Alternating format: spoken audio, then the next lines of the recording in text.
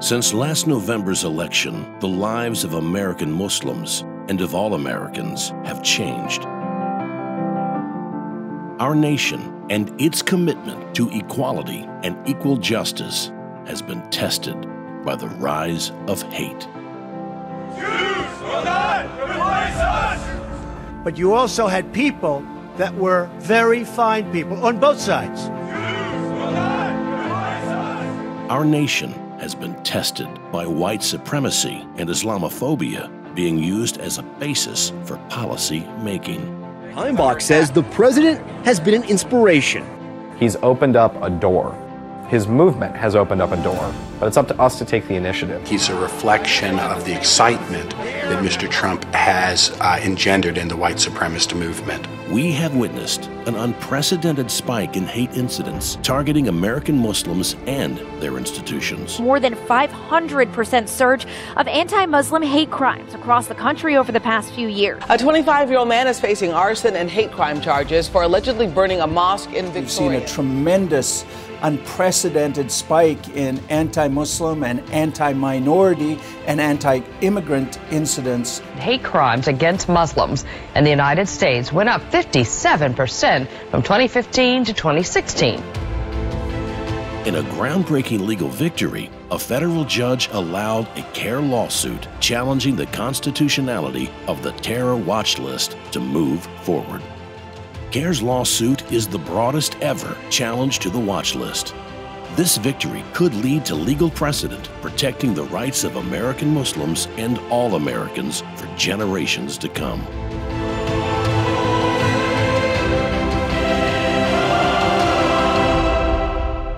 The focus of our litigation department is to develop a strategic litigation that is designed to target those discriminatory policies, those discriminatory government practices that are being put in place by this administration. All CAIR's legal and political initiatives are backed up by hard data, produced by our National Islamophobia Department and published on the new Islamophobia.org website, which is now the top result for searches using the term Islamophobia. CAIR reports outline the spike in anti-Muslim hate and the well-funded and well-coordinated network pushing that hate. The data we gather is very important because it provides a reflection of the civil rights implications of anti-Muslim bias in the United States.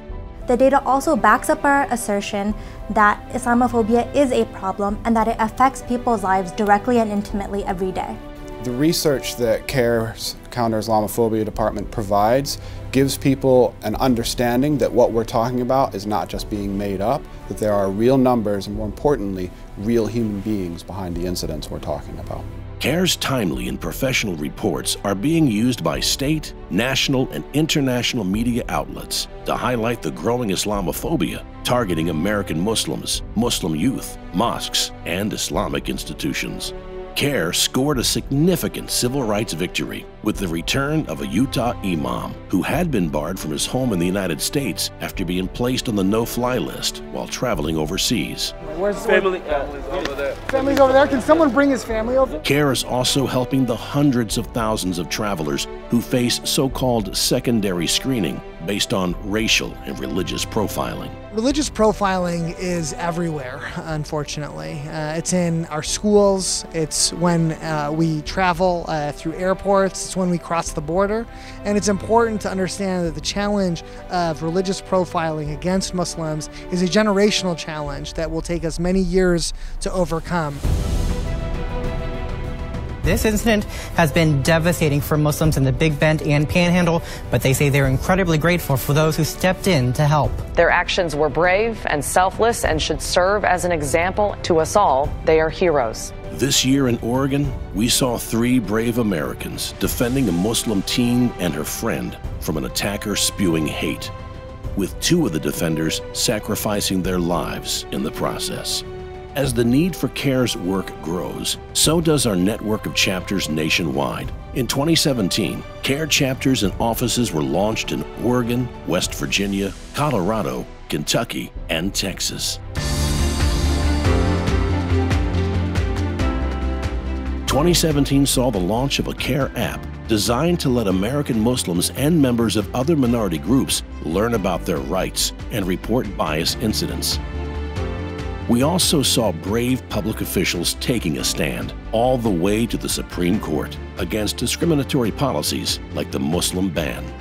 Senator Elizabeth Warren joined the Council on American Islamic Relations and the ACLU to speak against the temporary ban on all refugees as well as immigrants from 7 countries. He is even trying to shut the door on people who are here legally.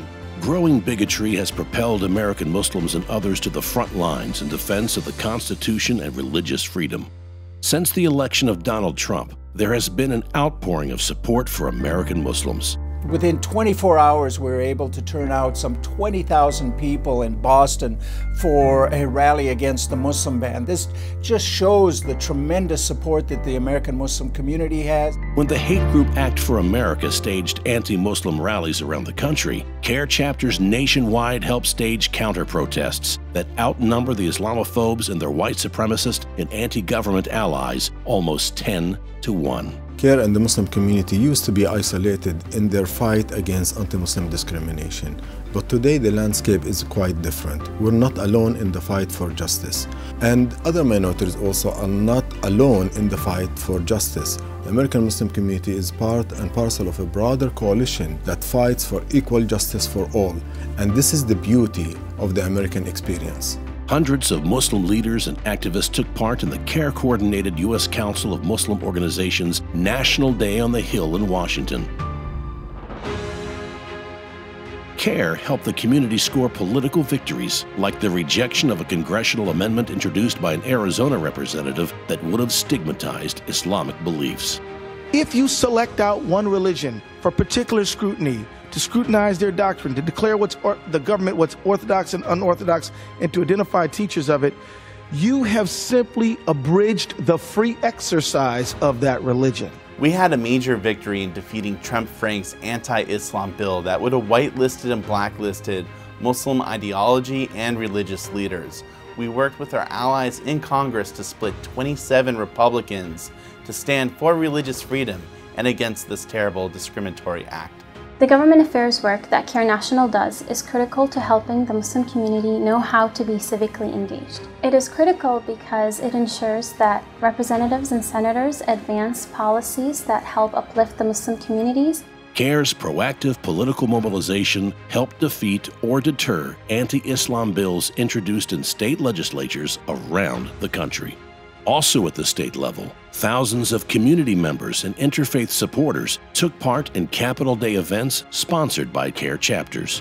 When Donald Trump took office in January, CAIR joined the hundreds of thousands of Americans who took part in the Women's March for Human Rights in Washington, D.C. We were proud to serve as the national co-sponsor of the Women's March on Washington, and many of our contributors participated across the country. Zahra Billow from the San Francisco Bay Area office participated as a speaker at the march. We're very proud of the national co-chair, Linda Sarsour. That march was an important time in our nation's history. It was an important time for people to come together in solidarity, to stand shoulder to shoulder to ensure that we would protect one another in the days to come. I'm very relieved to see that CAIR, and I think the broader American Muslim community, has become more energized, more organized, and we're all showing great resilience in the face of these challenges. When President Trump issued his first Muslim ban, CAIR civil rights attorneys joined the thousands of ordinary Americans who went to the nation's airports to offer support to those targeted by the ban. CAIR immediately filed a lawsuit challenging that discriminatory policy. I believe it has nothing with national security. It has to do a lot with prejudice and with campaign slogans that are becoming now policies.